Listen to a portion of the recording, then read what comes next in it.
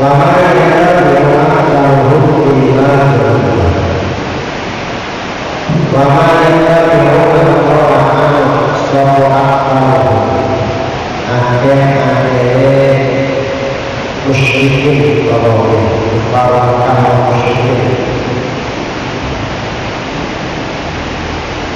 illa dhanna illa dhanna kejaba penyokong dan Aisyukola itu yang sekiranya Muhammad sallallahu alaihi wasallam dan mengatakan ini orang musyrik. Inna dhanna sa'atan itu orang itu apa yang bisa ada kebenaran yang suci. Inna Allah subhanahu wa ta'ala bima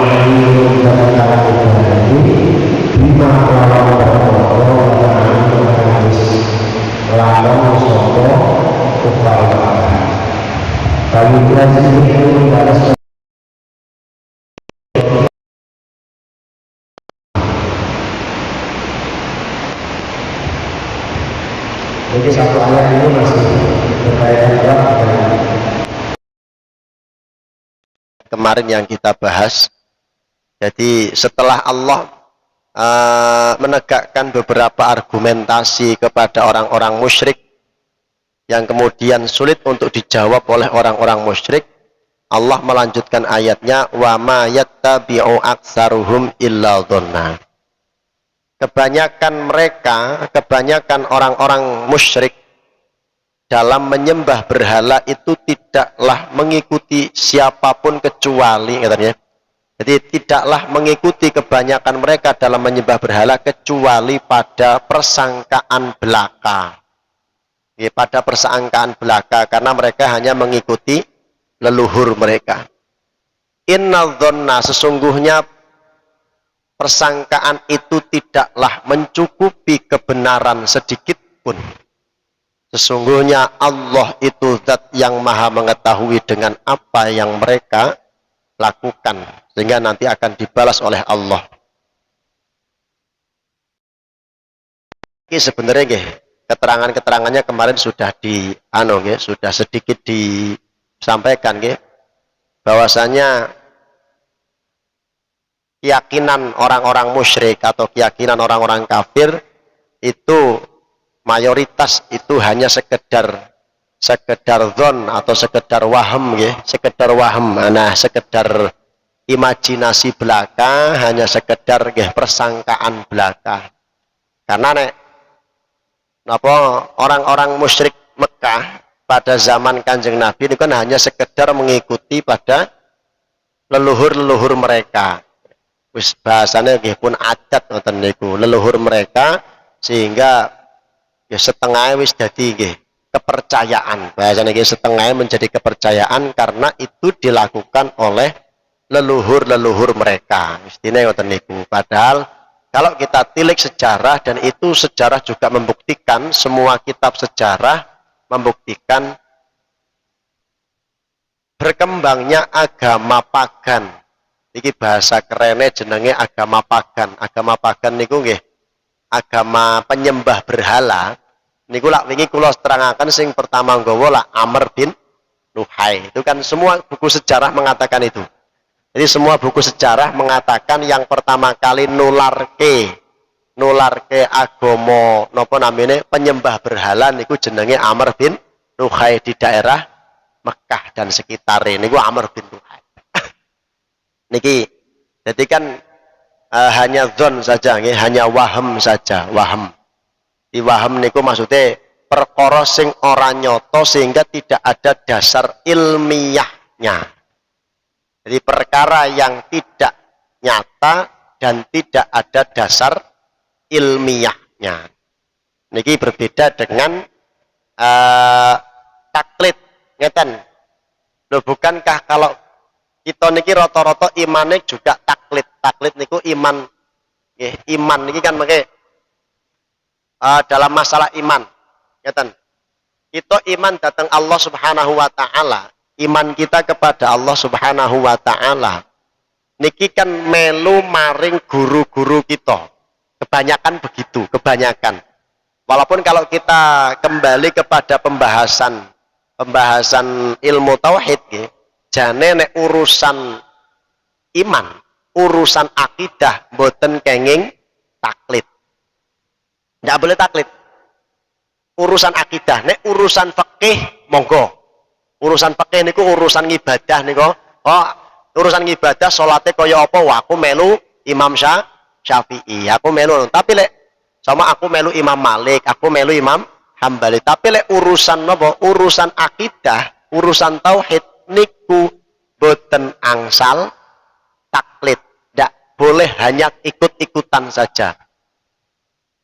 Kalau toh taklid kita juga harus tahu sumbernya. Sehingga ini menjadi perbedaan pendapat. Di kalangan ulama tauhid, saya kira ana wong ngawam. Ana wong ngawam kaya kula jenengan lak wong ngawam. Imane sah apa ora? Menurut ulama yang mengatakan ora apa jenengane kudu yakin, harus tahu, ndak boleh taklid, berarti imane wong napa? Imane wong ngawam ana sing ngendikaaken ora sah. Ada yang membicarakan sah ning maksiat, mergo ora gelem belajar. Sah ning dosa mergo ora gelem belajar ngilmu tauhid. Ana sing ngendikaaken wis sah wae, sing penting sing dipeloni bener ngono tok. Niki khilafnya begitu, ngoten nggih. Khilafe ngoten. Lah nek napa sehingga nanti ada yang mengatakan wong Mu'tazilah kenemenen nggih, ada kelompok teologi atau filsafat, kelompok filsafat teologi niku disebut wong Mu'tazilah niku ngarani lek wong melu-melu kafir. Nek wong kok ugur melu-melu tok kafir, kan apa to nggih? Niku ora, iki wong ahli bid'ah, bukan kelompok Ahlus Sunnah wal Jamaah. Ahlus Sunnah wal Jamaah ada 3 perbedaan tadi. Imane sah ning dosa mergo ora gelem belajar, ora gelem ngaji, kepiye carane mempertebal tauhid kita kepada Allah Subhanahu wa taala. Niki lek imane kita, tapi lek imane wong kafir kaya wau kan nyembah berhala itu kan hanya ini sudah saya terangkan dari sudut pandang mana keyakinan mereka itu hanya sekedar imajinasi. Ini pun kalau terangkan, okay? Sudah kalau terangkan kaya apa kan kan Tuhannya saja imajiner tuh. Tuhan ini hasil imajinasi. Coba kalau Gusti Allah tidak bisa diimajinasikan. Ada bayang nih piye wong Gusti Allah niku lak zat sing bila kaifin nggih, bila kaifin ora iso piye-piye ngoten nggih. Kan nggak bisa dipiye-piye kalau Gusti Allah. Gusti Allah kan Tuhan yang tidak bisa dibayang-bayangkan. Kalau setiap bayangan apapun yang ada dalam pikiran kita tentang Allah mesti salah. Mesti salah.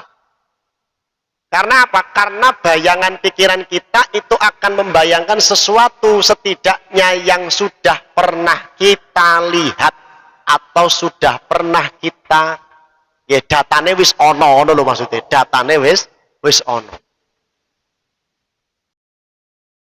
Allah ono sing wis tau nyeritake Gusti Allah kados napa zate kan mboten nonton. Wong bahkan Gusti Allah sendiri saja tidak menceritakan seperti apa zatnya. Gusti Allah hanya nyeriosaken sifat-sifatnya. Hanya menceritakan sifat-sifatnya saja, hanya menceritakan nama-namanya saja. Alasannya apa? Alasannya wingi pun kula terangake. Engko lek ngetok saiki bubrah kabeh. Gusti Allah lek ngetok sakniki bubrah kabeh. Mergo napa? Saking indahnya. Sangat indah, bahkan lebih indah daripada bayangan surga yang ada dalam pikiran kita. Surga mawon ono lho, surga sing keindahan niku sing mala ainun ro'at wala udhunun sami'at wala khotorun bibalin khotorot. Surga itu ono keindahannya nanti, yang keindahan yang mana mata belum pernah melihatnya, telinga pun belum pernah mendengarnya, bayangan hati apa jenengane bisikan hati pun belum pernah membisikkannya. Berarti keindahan sing berarti keindahan yang belum pernah dijamah oleh siapapun. napa melih keindahane zate Gusti Allah Subhanahu wa taala. Ini sudah terangkan. Karena dzan itu tidak mencukupi untuk tidak mencukupi kebenaran sedikit pun. Maksudnya tidak bisa dipertanggungjawabkan secara ilmiah. Secara ilmu tidak bisa, karena al ilmu niku al yakin. Nah, ngoten nggih. Nah, keyakinan yang berangkat dari ilmu itu harus bisa diuji secara rasional. Harus bisa. Saya kira orang barat pun sepakatlah kalau yang namanya ilmiah itu ketika bisa diuji secara rasional atau secara empirik, bahasanya secara nyata. Nah, saat ini sistem teologi mereka, sistem teologi orang, ya, sistem teologi nih, wong-wong di luar kita bisa enggak dipertanggungjawabkan secara empirik? Saya yakin tidak. Mboten saged dipertanggungjawabkan. Kaya wingi lah. Kula wingi tak kenapa saya buat permisalannya pakai mitologi Yunani, mergo nek nganggo mitologi sing nang kene mangke kula mboten saya nggih.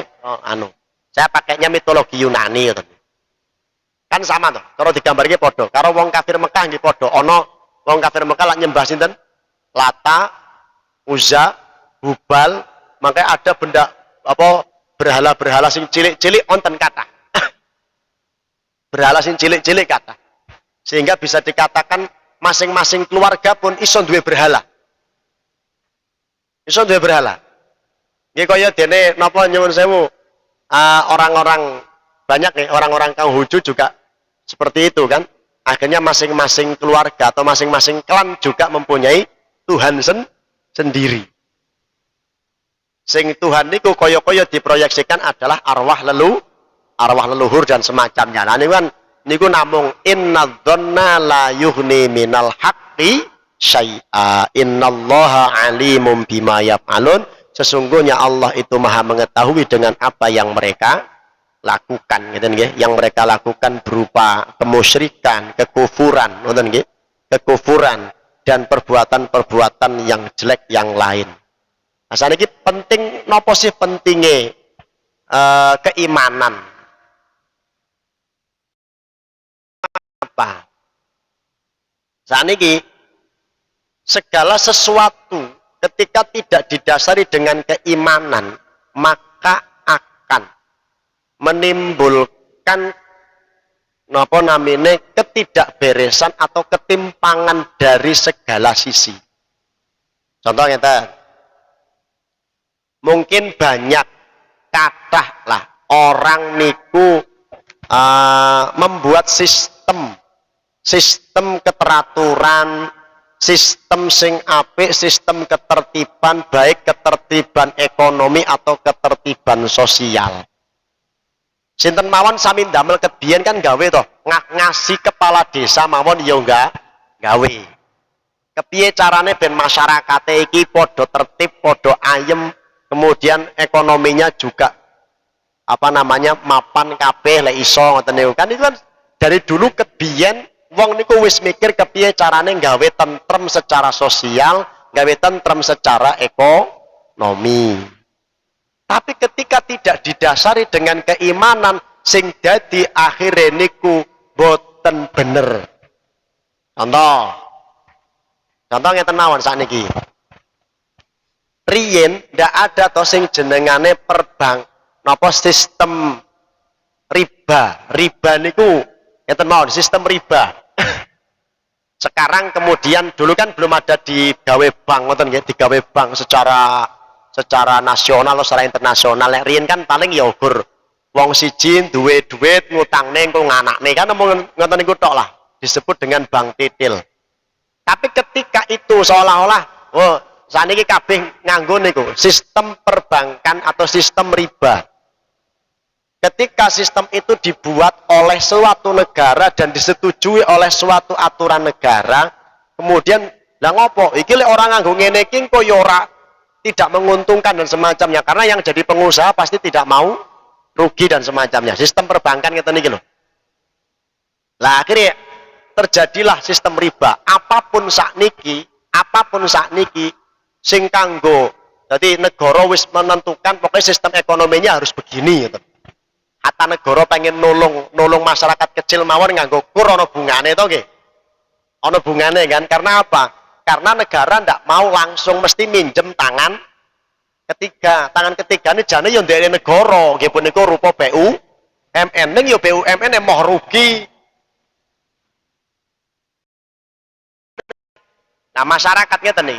Nah, ketika sudah seperti ini, keteraturan sosialnya nggak akan terjadi secara baik ketika sistem niki mau dilakukan tanpa didasari keimanan datang Allah Subhanahu wa taala. Akhirnya yang terjadi nopo? Banyak ketimpangan. Ketimpangannya pripun? Saniki masalah napa jenengane pemerintah gawe aturan ngono kuwi. Aturan yang nggih mungkin napa jenengane banyak ulama mengatakan salah. Banyak ulama mengatakan bunga bank itu riba. Tapi kemudian itu disepakati oleh aturan negara. Niki yang terjadi saat niki nopo? Pemerataan sosial nopo malah ketimpangan sosial? Saat niki kan ketimpangan sosial. Wes saat niki kalau lek nyontoke ojo gede-gede lah, cilik mawon. Lek nyontoke amun gede-gede, cilik mawon. Cilik mawon sekup desa kata. Sekup desa nggawe aturan. Damel aturan niku aturan yang dibuat tidak berdasarkan dengan rasa keimanan dan ketakwaan datang Allah Subhanahu wa taala. Sing penting pokoknya menguntungkan bersama. Sing penting pokoknya menguntungkan bersama. Contohnya nopo biangkana. Biangkana ngeten niki. Menurut mereka itu menguntungkan bersama. Setiap orang yang memiliki sawah, sepakat niki kabeh masyarakat desa, setiap orang yang memiliki sawah karena ini diairi oleh pengairan yang dikoordinir oleh katakanlah dikoordinir oleh desa atau dikoordinir oleh pemuda, makane nanti harus menyetorkan 1 karung setiap panen per seprapate. Kemudian di samping 1 karung nanti di akhir masa panen akan diadakan pertunjukan selamatan kali pertunjukan musik, dan setiap masyarakat kudu gelem urun di samping pari mau sak karung urun pinten katakanlah 50.000, dan itu disepakati oleh tokoh-tokoh desa. Ketika wis disepakati oleh tokoh-tokoh desa, kan seperti kan kesepakatan. Ya wis lah, sing penting ora ono sing dirugikan. Wong aku ya wis ditulungi nang ili-ili, aku ya wis ditulungi nang tukang manol, ya ora apa-apa lah nek arep selamatan nanggep musik apa-apa dangdut dan semacamnya. Ada itu sekup kecil wau napa? Dangdut katakan lagi, dangdut atau orjen tunggal. Niki iku disepakati. Mangke ketika pelaksanaan koyo-koyo tidak ada yang dirugikan. Soalnya kan tidak ada yang dirugikan. Mergo apa? Sing duwe sawah kabeh trimo. Sing duwe sawah kabeh gelem urun. Ketika gelem urun berarti kan atine relo. Nek relo berarti ora ono yang dirugikan. Kan seolah-olah ngoten niku. Ketika pelaksanaan, pas pelaksanaan, cah nom-nom niki senengane nyekel napa? Gendul. Nyekel gendul. Terus artis sing joget nganggo klambine sak geleme dhewe. Kek neng kono mesti ngerti rame-rame anak-anak bocah-bocah niku do njaluk, ayo Pak ora ketang tuku gembus, ayo Pak ora ketang tuku apa? Kira-kira ndelok napa mboten? Delok. Ketika yang jenengane ana niki napa? Ana minuman keras. Alah sing penting lak wis ora gawe ribut wis kono sak geleme. Ada pembiaran kemaksiatan. Ketika terjadi pembiaran kemaksiatan, tahun itu mungkin hanya 20 orang sing nginum. Tahun depan bisa nggak jamin hanya 20 orang. Apa-apa, sing penting nginum nang kono rasa gawe ribut. Ada pembiaran. Pembiaran ana wong nginum minuman keras. Walaupun diawali lewat acara yang disepakat. Tapi lek ora didasari keimanan, akhirnya kan terjadi pembiaran. Ketika terjadi pembiaran, saged boten tahun depannya jamin nek sing nginum panggah wong 20.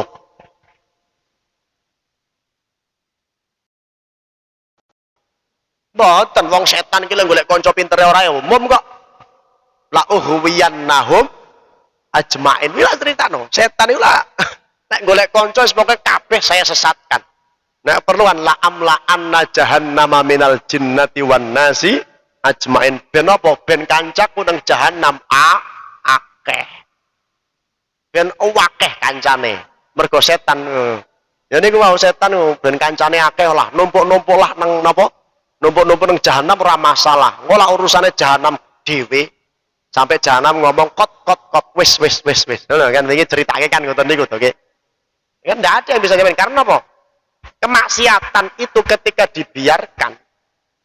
Kemaksiatan itu ketika dibiarkan niku akan cepat penularannya dan cepat penyebarannya.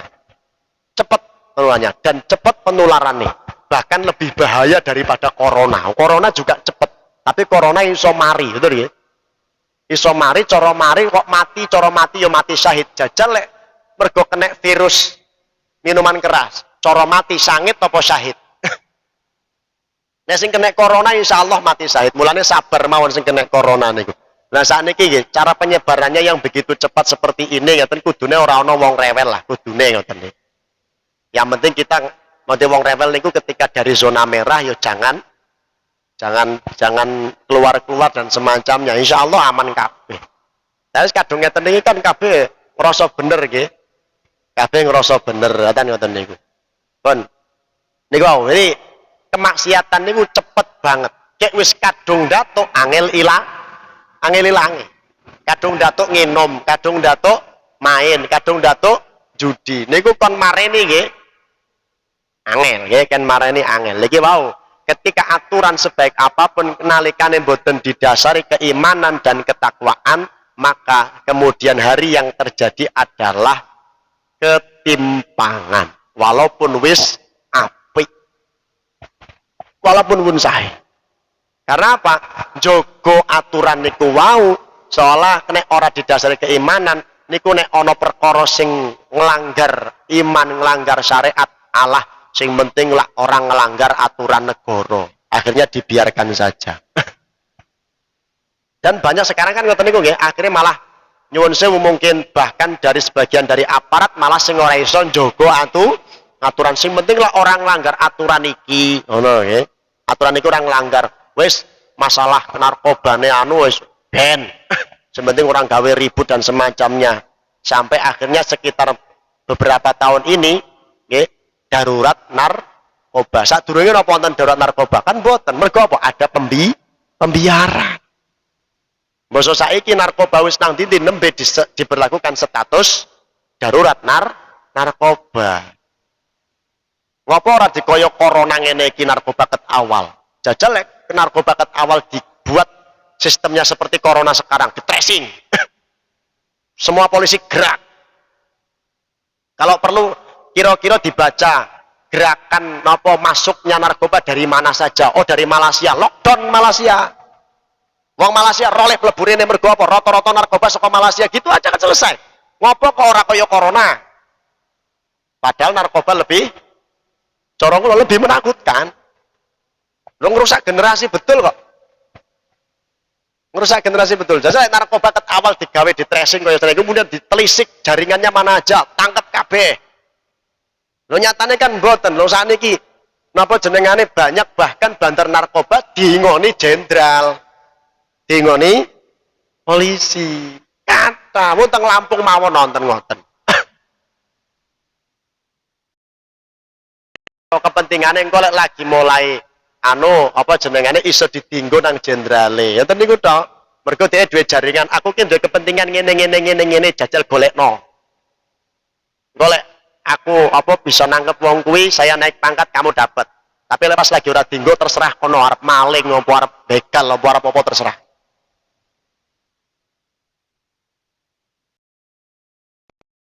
Bahasane kok ora iso ditumpaskan yo kok piye ngoten maksudnya. Kan aneh. Masa nggak bisa ditumpas? Kan aneh. Nanti niku kan aneh ngono.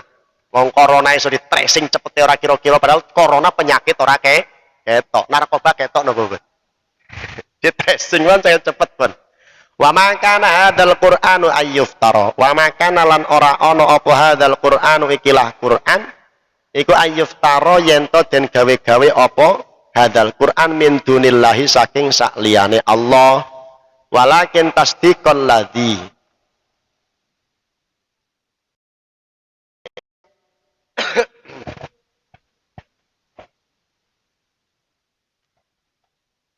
den turunakene Quran krana beneraken maring perkara baina yadaihi kang tetep ing dalem ngarepe Quran atau sadurunge Quran minal kutubi nyatane pira-pira kitab wa tafsilal kitabi lan jelasaken wa tafsilal kitabi lan jelasaken perkara kang wis den tetepno Allah.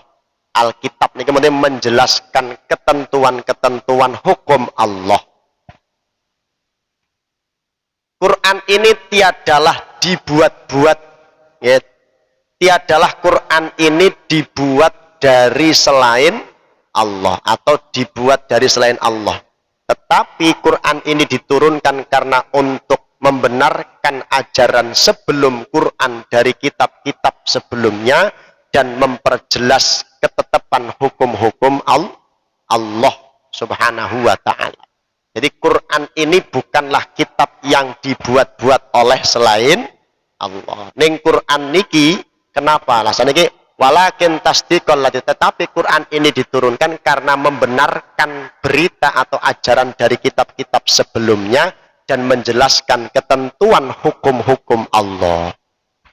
Niki ngeten. Kok sambungane walakin tasdiqal ladzi. Keranten ngeten.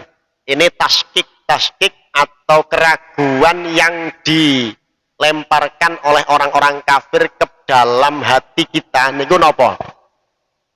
Contoh ngeten. Quran bahas tentang ceritane kaum Nabi Musa, kaum Nabi napa namine? Kaum Nabi Lut napa mboten? Nggih. Quran membahas kaumnya Nabi Nuh tidak? Nggih. Quran bahas kaum Ad napa mboten? Nggih, kaum Nabi Hud niku. Bahas to nggih? Bahas. Lah sakniki Taurat yo bahas kaum Nabi Nuh. Yo bahas kaum Nabi Hud. Taurat yo bahas kaum Nabi Ibrahim, kaum Nabi Lut. Injil pun sama. Lek ngono berarti Quran ini gawe-gawe. Ngono kan akhirnya kan secara kan niki keraguan-keraguan yang dilemparkan kepada generasi muslim niku wonten niku. Berarti Quran itu ndak original dari Allah. Karena apa? Quran iki nyonto kitab sadurunge. Iki lek wong orang duwe iman, wong lek mboten duwe iman hanya punya dasar pengetahuan king barat. Kira-kira percaya napa mboten omongan kuwi? Percaya napa mboten? Nah percaya sama saja kula ngeten iki lho. Kula sama gawe nyusun buku tapi isi bukunya kebanyakan sama dengan buku sebelumnya sama Mas sing ngarang Kangkus sama Mas. Dilala kok isi bukuku rada padha karo bukune Kangkus. Sedangkan buku saya terbitnya lebih keri. Kira-kira aku diarani niru apa ora? Kan diarani niru. Nggih to nggih? Diarani niru. Akhirnya banyak orang yang beranggapan, orang-orang kafir pada waktu itu beranggapan Quran niku ya digawe dening Kanjeng Nabi Muhammad. Kan ngoten. Iki sengaja Gusti Allah. Gen wong kafir nyangka Quran digawe oleh Kanjeng Nabi Muhammad. Sengaja Gusti Allah ngoten niku ben diarani ngoten niku. Lah sakniki di sini titik masalahnya. Titik pertemuannya teng mriki maksudnya. Akhirnya kan wong kafir Mekah ngarani Quran kuwi sing gawe Kanjeng Nabi Muhammad. Oh, balik malih permisalane. Kula nulis buku pantes napa mboten? Kula kan wis sekolah. Kula yo sekolah kebiyen ket SD, tekan SMA. Kula yo mondok, yo iso menulis Arab. Kira-kira cara kula nulis buku walaupun kuwi nyonto pantes napa mboten? Pantes, mergo kula iso maca, iso nulis. Ya pantes wae kula nulis buku. Wong aku iso maca, iso nulis. Lah sakniki Kanjeng Nabi iso maca iso nulis napa mboten? Nabi niku teng Gusti Allah digawe ora iso maca, ora iso nulis. Hatta Kanjeng Nabi sedo niku ora iso maca kalau ora iso nulis. Mboten saged.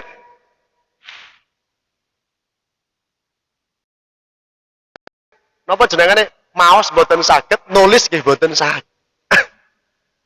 Mulane Kanjeng Nabi disebut An-Nabiyil Ummi.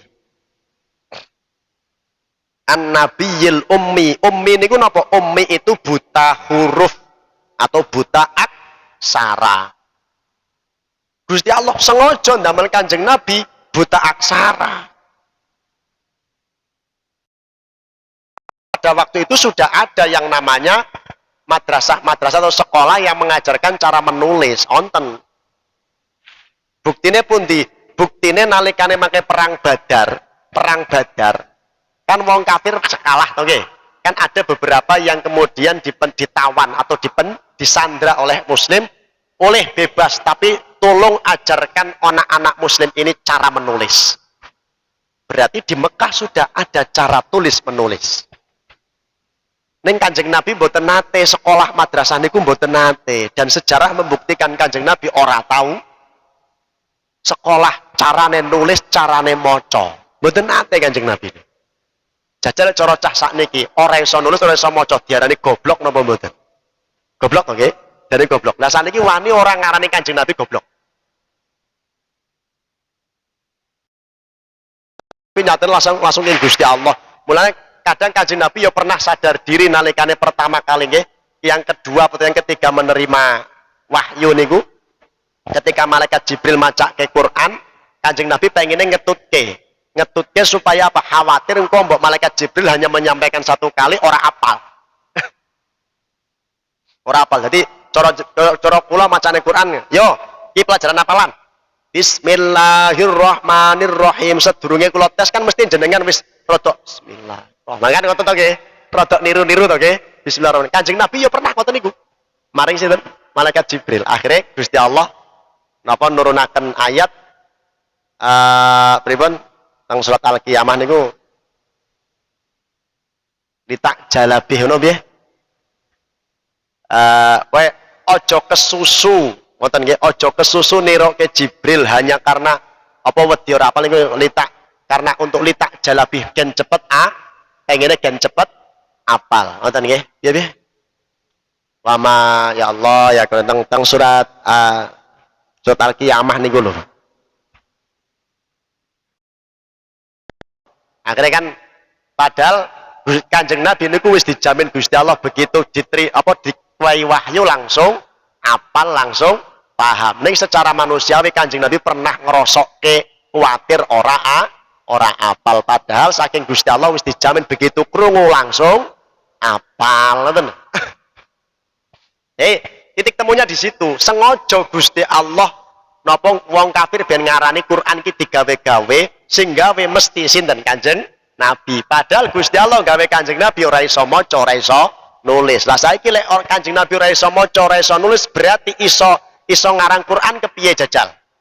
Ya wis lah, mungkin ngarang kalimatnya, mungkin Kanjeng Nabi berarti harus menerima informasi dari orang lain, cerita tentang kaum Nabi Nuh, cerita tentang kaum Nabi Musa. Lah kira-kira sing cerita maring Kanjeng Nabi sapa?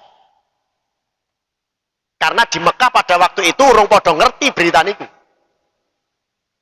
Oh, akhirnya banyak orang kafir mengatakan paling nganu pas Kanjeng Nabi dijak dagang neng pamane zaman cilik ketemu karo pendeta teng Syam, pendeta sinten? Bahira. Nggih, pendeta Bahira. Nah, saat ini pertemuan itu hanya terjadi beberapa jam saja. Kira-kira cukup orang nggo ngarang Quran sak mono kandele. Masuk akal napa mboten? Mboten. Lah ukur pirang jam? Padahal pendeta Bahira niku namung ngerti nek kae ki calone dadi nabi. Ditilikilah teng pendeta Bahira, di sini ada tanda kenabian. Akhirnya pendeta Bahira ngomong kalih pamane Kanjeng Nabi, dijogo sing ngati-ngati ponakanmu iki bakal ngesuk apa? Jadi wong sing anulah mulya tapi terusir oleh kaumnya, dan semacamnya banyak. Oh, mungkin Kanjeng Nabi pernah belajar pada sapa sepupune Sayyidah Khadijah yang ahli Injil jenenge apa cah?